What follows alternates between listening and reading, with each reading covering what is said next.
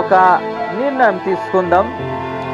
మన లైఫ్లో, మన కుటుంబంలో, మన గృహంలో ఇచ్చిన బాధ్యతలో ఎంత భారం అయితే ఉన్నాయి, దేవుడికి పూర్తిగా సమర్పించుదాం. మన చేతికి ఖాళీ చేసుకుందాం. మన గృహంకి, మన కుటుంబంకి, మన మనసుకి ఏం చేద్దాం, మన మైండ్కి పూర్తిగా ఖాళీ చేసి దేవుడికి సమర్పించుదాం. ఎందుకైతే ఈ ప్రపంచం మొత్తం దేవుడు చూసుకుంటున్నారు కాబట్టి ప్రతి విషయం మేము దేవుడికి సమర్పించుదాం.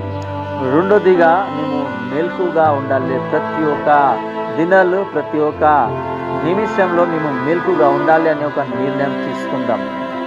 ఎంత స్టూడెంట్ లేరు ఈరోజు మెలకుగా లేకుండా స్కూల్ కాలేజీలో ఫెయిల్ అయిపోతున్నారు, పాడు అయిపోతున్నారు.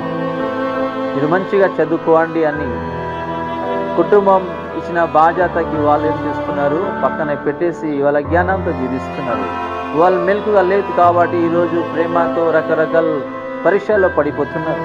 ఇది కూడా ఒక పాయింట్ మేము నేర్చుకోవాలి. అలాగే రెండోదిగా దేవుడు మాకి ఏ బాధ్యత అయితే ఇచ్చారు, అది జాబ్ అయినా సరే, కుటుంబం అయినా సరే, మెలకుగా ఉండి ఆ జాబ్కి ఇచ్చిన బాధ్యత కూడా మేము కాపాడుకోవాలి.